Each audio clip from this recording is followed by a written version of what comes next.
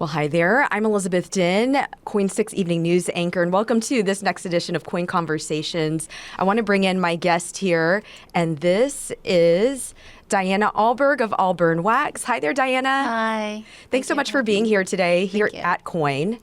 Thank you so much for having me. Appreciate it. Yeah, and we're both here in downtown. KOIN's downtown, you're in downtown. So I appreciate that. Really, you're just coming south to this part of the neighborhood. But for those who are seeing and meeting you for the first time and watching this KOIN conversation, tell us about who you are and your business. So 2 years ago, I opened Auburn Wax, which is my shop. It's a really small AAPI BIPOC gift shop. We're located on West Burnside, right across the street from Powell's Bookstore, in a little breezeway called Yun Way. We're kind of sandwiched between some stores like Wailua Shave Ice, Bridge and Burn, and Ikemono Ramen.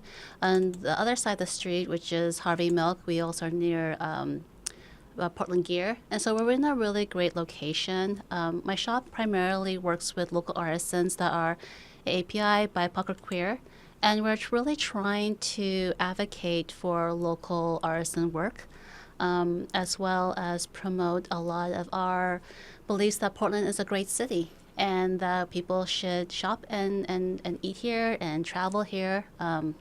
We are all big fans of our hometown. Yeah, all that you're saying is all that we're going to talk about in a little bit. And right now we're showing some video that is of your store. You definitely self-promote a lot, like a lot of business owners these days do, especially in the world of social media. So I believe all, if not most of this video you shot, you put together, and it's a good description of what you have. And those candles, I think, is really the heart of what you make. I have some video of you making some of your candles, if I can get this to go. Yeah. So this is in hyper speed, but I think you put it that way to show. It says, "Come top candles with me." And this is, in fact, you were doing this morning. You were telling me you were making some candles. When did you start, and why candles? I started during COVID, and like everybody else, I did the COVID hobbies. I bought all the plants, so many plants. I made bread and cookies. I made the worst sourdough ever. But you tried. I tried. It was hard, and it was as a rock. It was not good. And and I think candles was just next on the list of things like, oh, okay, I'm gonna try candle making, and it just stuck. It was something I enjoyed doing. The chemistry of it, the fact that I can gift it to my friends easily, because at some point you just can't keep giving your friends cookies. It's enough. So it's something that's really giftable. It's something that you can personalize in a lot of ways. And I enjoy, when I started like topping the candles, I really enjoy bringing my culture to it, because topping candles is a way to make all of the gift beautiful, and which is very Japanese and API. Talk about your culture and infusing that. Oh yeah, totally. My father was Chinese Japanese and my mother was Chinese Filipina. So I grew up in a very mixed heritage household that really, really embodied all of these cultures in a lot of ways, as well as like the food, the people. I have many aunties that I have no idea how I'm related to, but they're aunties. And I really was lucky to be able to travel to these places and be immersed in these cultures and I brought back home. And luckily, Portland, while we're not known for an API town, we do have pockets of community here that really is very, very encouraging and really accepting of you, and especially through our food. Portland's food culture is amazing, and I think we bond through our food. So it's definitely a way that I was able to grow up here with all of the spectrum of Asian cuisine and people. Yeah, you grew up here. Yeah. Born and raised, or did you move here at a young age? I immigrated here when I was 2. I was born in the Philippines, and then my parents moved to Japan, and then we moved to Alhambra, California. And the 1989 earthquake happened, and my mom was just like, nope, not going to do earthquakes. So we moved to Beaverton off of 158th and Walker. So I went to school here, went to college here, went and worked here, got married, and just basically kind of settled here. And I've traveled. I've been able to visit many places and stay there extended times, but I've always come back to Portland because I enjoy the nature, the people, and the neighborhoods. I think people forget that because we have so many individualized neighborhoods, that Portland itself is very bisected, that we have suburbia and the city all within a 15, 20-minute radius, right? So it is so different than a lot of other places because in any given time, you can totally get a different vibe just by like crossing the river. Yeah, all the different neighborhoods have the different different neighborhoods. characteristics, Yeah. the different cities and suburbs too. Yeah. So you basically lifelong Portlander, Oregonian at this point, and I believe you still live in the Beaverton area, if I'm correct. Yeah, in the Cedar Hills area. Yeah. And what did you do before candles, though, all this time that you were in Portland, for those who didn't know you before you made candles and scents and had your business? I worked in medicine. I did home health wound care nursing for a decade or so. I'm in my mid 40s now. So, and then I did veterinary medicine. And then when I started making candles, I ventured into doing markets and went from medicine to business. And it was such a exciting learning curve. I've spent all my life knowing my route was going to be medicine. My parents were both in medicine. Most of my family is. That it was such a nice change of pace. My father-in-law was in business this whole time, and he guided me through this process. And I have friends and that were very much willing to listen to me, like question or listen to me go off on tangents, and they really corralled me to focus and help me kind of decide what I wanted to do, which was like have my own little shop. And I know that people are always like, oh, everybody wants their own little shop, but it's actually so much more difficult than when you start getting into this field. Yeah. Of being in the right place at the right time. I happened to fall into a very lucky situation where the owner of the place I'm at now was able to take a chance on me. I didn't have a background in this. And I pitched him like what I wanted to do, and he said, I like your vibe, and I'm willing to take a chance on you, even though I didn't have the 3-year background that most places require for leases and whatnot. So I kind of, since that opening happened, I was like, well, I guess I should take this chance because, like, when am I going to have this opportunity come towards me again? Like, for somebody to offer me that. And also, I met so many amazing people at markets that I knew, like, who I wanted to represent, like, whose voices I wanted to showcase. Yeah, because you had met them. So basically, going back just a little bit, pandemic time, you were, like so many of us, trying different hobbies and things, and the candles really stuck, and people enjoyed it, you enjoyed it, and then I know that then expanded to the scents as well, the room sprays and whatnot because of the scented candles. You were doing these different markets, and then is it a couple years ago? Was it 2023? I think you opened the brick and mortar. Yeah, so I started making candles March of 2022, and I opened the shop in October of 2023. So And like a year and a half later, yes. basically. That's kind of That's fast. so unorganic. Yeah. That is not a normal pace. Very unheard Lack of. of chill. But I was so lucky, and it's okay for me to like throw out some names of some businesses that helped me? Yes. Okay. We love the shout outs here. So the main story, what happened was, so my mother-in-law, she is very savvy. She got me a connection through another business in downtown. And I was supposed to like do a little pitch. It was my first one, and it didn't work out. She happened to be closed that day, and I think she just forgot what day I was coming in. So I was like bummed because like, oh no, this happened. So I walked into Crafty Wonderland, which happened to be down the street, and so Crafty Wonderland on 8th. And the manager there, Sierra, she listened through to like my sad spiel of what happened, and she was like, "Oh no, I totally understand what happened," and she was very kind of me, just sad shopping in her store. Well, I gifted her some candles just of appreciation that she listened to me, because there's just this random woman just like unloading on you, and I didn't think anything of it. Months later, I get an email from the owners of Crafty saying, "Hey, one of our employees just happened to have your candles, or gifted us your candles, or like talked you up, and we have an opening because our previous candle person is getting bigger, and they're not doing smaller stores. So why don't you try to like pitch in with us? And I started at a downtown location with like three candles of 6 cents or something, so a smaller order. But I was dancing in my living room. I was just like so excited because, I mean, to me, Crafted Wonderland is the end all be all of like artisan shops in Portland. And then they sold very well. And then I got into the other location in Alberta. And that was kind of my way in. Once I got into Crafty, the store, opportunities opened because like I had more confidence to apply to other stores because at least I'm in one, right? And then And you were still doing pop-ups at that time, but Yeah. Crafty Wonderland really gave you opportunity, a head start. Yeah, a leg up. Yeah.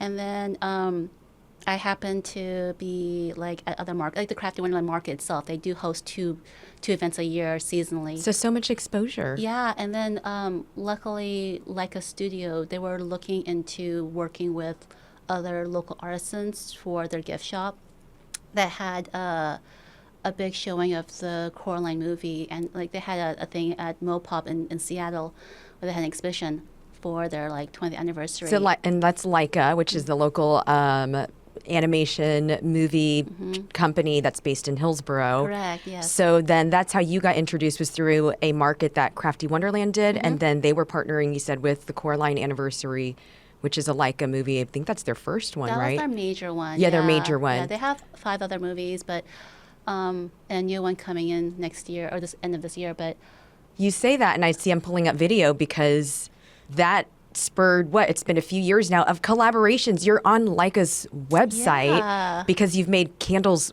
plural. yep. So all these things have fallen into place, but it's not by accident. I don't think so. I mean, because I know you're like, Crafty Wonderland picked you up, but you put yourself out there, and I think you found something that you loved, and it sounds like you were constantly talking to people, constantly putting love into your products. So I don't know, it can't all be an accident, right? How things have fallen into place. I think what it was is that I think people appreciate that I was willing to ask, and I was so appreciative. Like I'm always surprised whenever somebody buys a candle. Real seriously, I'm very surprised anytime somebody buys a candle or they come back and buy more candles. You have immense gratitude. And so I'm incredibly appreciative of that. And it's not quite shocked, but more like to know that your product is in somebody's home and they enjoy it. It's definitely I feel like people get a sense that I'm so thankful for that moment and also they're gifting my candles, so it's definitely part of my story is being shared. Yeah. And it's part of Portland's story because I'm a native here. I try to represent as much as I can. And all of the vendors that are in my shop, I like them as people. I know their stories. They come, they hang out, we talk, or I've hung out with them outside of the shop. A few of my closest friends are in my shop, and it's definitely through nepotism, but like I want them in my shop. Yeah, you're wanting to give the love, and it's a very Portland thing. I feel like I say this so many times when I meet people, many interviews I do, but the more and more I talk with local business owners is that Portland has this vibe of community, not competition.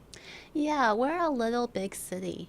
I think people forget that we're in the middle of a growing pains kind of situation where we have exploded with population and businesses and being in social media because of our restaurants, but we are actually like small town people just getting used to the idea that we're in a big city, and there's like growing pains. Some people are not quite pleased with the way the city is going, but I just have to say that be more be more patient. People are trying. Not everybody is really, I think, just trying to show a brave face for all the stuff that's going on and trying to, at least at this point, like defend themselves. Yeah. Well, we can talk a little bit more about that because my colleague, Lisa Balick, our weekend anchor, longtime respected reporter here at KOIN in Portland, she was doing a story about how City Councilor Dan Ryan had this idea to do exit interviews the way companies would do with employees, but he wanted to do it with businesses that are leaving, and especially downtown Portland, for example. We've seen that because there is this fight to bring things back. It's COVID. It's the reputation of Portland, sometimes on a national level, has been given a not so great light. And so then there's this fight to show that there's this vibrant side of Portland that's fighting to be revitalized. You, I mean, have dedicated your livelihood for the last couple of years to downtown Portland. So I want to show that portion because we were, I was doing that newscast that night, and then Lisa went to your store to talk to you as just a local business owner. And so this is what you ended up posting on your Instagram, our segment. And again, that's with Commissioner Ryan talking about that. And that day, you actually ended up having a gal from Los Angeles who was there at your store. And even she said, Lisa asked her, what do you think is a good way to get businesses to come here to downtown? Because she was shopping at your store. And she said, I think like maybe social media. So it sounds like you were kind of doing that. Can you talk about, one, your fight for downtown Portland, and also how, you're open to talking to anybody. So like Lisa just came up and did a story with you and you were like, yeah, let's do it. Yeah, I think I know the instinct is to go negative because nothing corrals people more than the bad news bears. I understand that.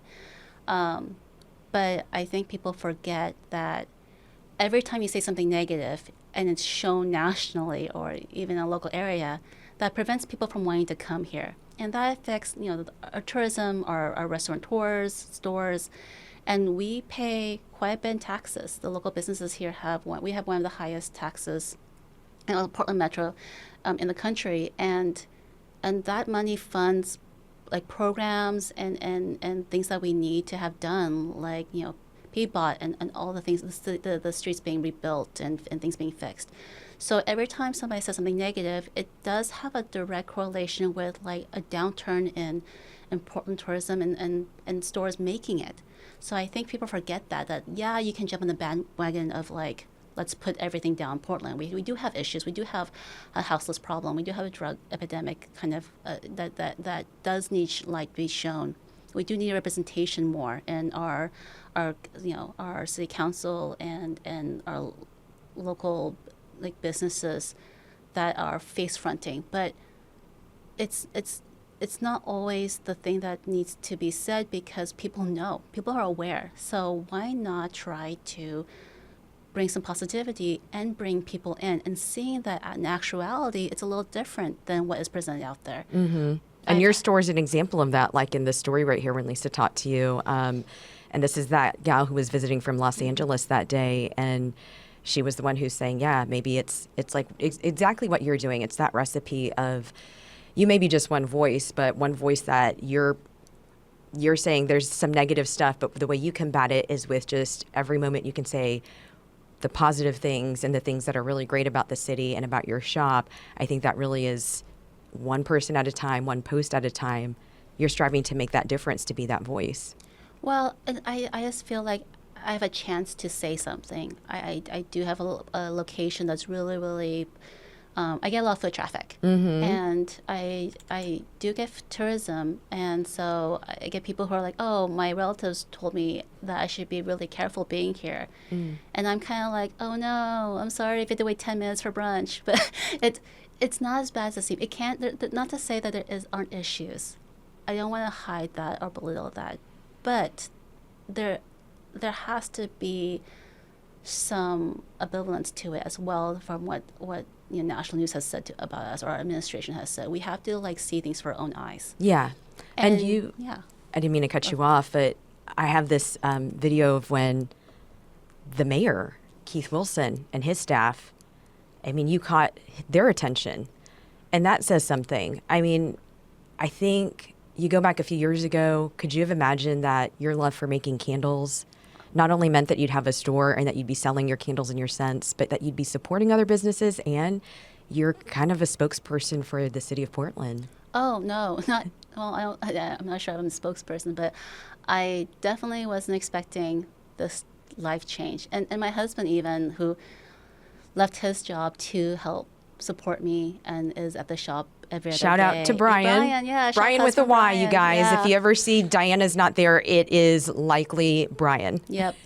Yeah, he's there so that I can make candles because I wasn't able to, like, for a little while there, I wasn't sleeping. I was just being in the shop and then making candles late into the night. So he decided for my own sanity and health to cover some days. But yeah, we definitely, this was a directional, it was 180, like definitely not what we were expecting. It's not what you're expecting, but I feel as an observer and someone who lives here as well that you, like I said, maybe you don't see yourself as a spokesperson, but the fact that the mayor has, come to you and you've been doing so many other things that even though you're not an official spokesperson, you're definitely an advocate and a cheerleader for the city of Portland through and through. Oh, thank you. I mean, you were just saying how much you wanted to talk about this place. You made this video right here Yes. about the Chinatown Museum. Yes. And you were like, Liz, how is it? I've been here since I was a little kid and I didn't know about this place till recently, but it's never too late. Oh, I felt like such a bad Asian. It's so bad. You're not, yeah. because now you're shouting it at the rooftops and this Yes. video is pretty cool. I became a member. Shout out to Tracy Kwan. She is one of the co-owners of Masu with her husband Tommy and sister Jennifer. They're amazing people. Masu is my favorite sushi spot, and I shout them out all the time. Love them. You had the video post about them recently Yes, too. they're awesome. But also the fact that Tracy is a board member and volunteering there and is so knowledgeable. She did a private tour for me because I had so many questions, and then she did one for my parents, my in-laws, and it was just an experience. When you go to their location, I mean, it's not quite unsafe, but you do have to be aware. It's Old Town. It's Old Town. It's Old Town, and yes, There's I think you're stigma. saying it best. You just have to be aware, but it's a historic, vibrant neighborhood. Yes, Yeah. and it's so important to us culturally, and it's kind of disappointing to park and walk into the area with what the situation is at this point. But once you enter, it is a whole different world. They have taken so much time and energy and funds to represent our culture and history that has been hidden and unjustly hidden and buried. So I'm a huge proponent of like learning your history because I feel like without it, then you're, again, that whole saying of like you're doomed to repeat it. And it's so important right now because we are seeing history repeated in the most horrible way because we forget that there are people who lived that, who carried the weight of that, and it cost them dearly. So I am a huge fan of what they're doing there, and I think that people, not just API Portlanders, but all people should visit that area and like bring more life to it because as more foot traffic that gets in that area, I think more life is brought to that area, and then we can get that cycle of like let's be aware of our neighbors, let's clean up the area, this neighborhood. Foot traffic is so important to bring life to businesses. There's a wonderful cafe next door. There is the Chinese Gansu Gardens down the street. It's only like a half a block away. I think that the more people know about it, that it will definitely be a spot that social media can find out about, influencers can find out about and record about. It's definitely a beautiful museum that is a hidden gem. And I was so surprised I didn't know about it being such a Portlander, but now you do. Yeah. And you're using your platform, and any person who will listen, you're like, hey, let me tell you about this place. That is so much of you, Diana. You are an advocate for smaller businesses, for artists, because you have them at your store. You sell artwork, you sell crafts, ceramics, jewelry. There's so many. And I know that you also talk about restaurants, which is this one, like you've posted about restaurants that you go to, you've posted about other shops. You're very selfless in what you do because, again, it goes back to this unofficial spokesperson, cheerleader, advocate, however you want to say it, ambassador for the city of Portland and for downtown Portland, and so many other things. But you definitely show that. And I think as an observer, your authenticity is very powerful. And that, I think a lot of us, because we're on social media, we watch a lot of shows and we see how people are. I think people are very receptive to when someone's genuine. And I think I think that's what comes through about you. You're wearing this PDX shirt, which when I saw you today, you're like, this is Portland Gear, local company around the corner from you there in downtown. As we have just a couple more minutes left, I know you brought a bunch of stuff. So why don't we do the show and tell before we have to fully wrap up? Thank you. So we have bat cat mask. I love this. A cat mask?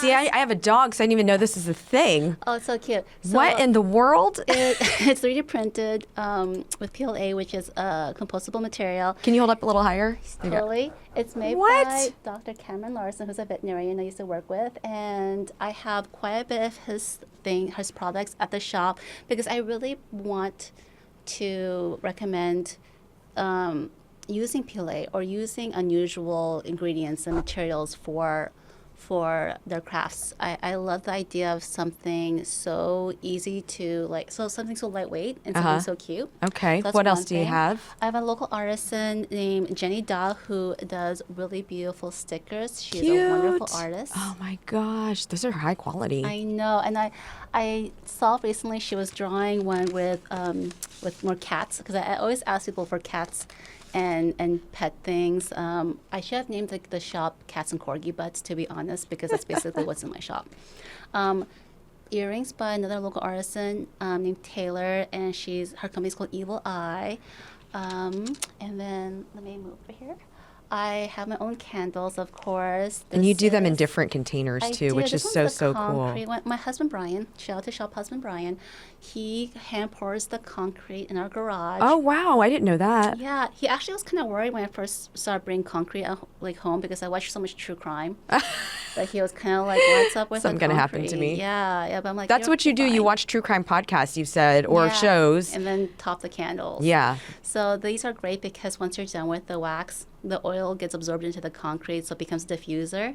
And then once you're over the scent, you can wash it with hot water and turn it into a planter. So I like smart. the multiple uses for that. She also sells plants at her store if you end up needing to get some. One of my besties, she is wonderful. She makes Japanese crystal candy. Cute. They're wonderful flavors, natural.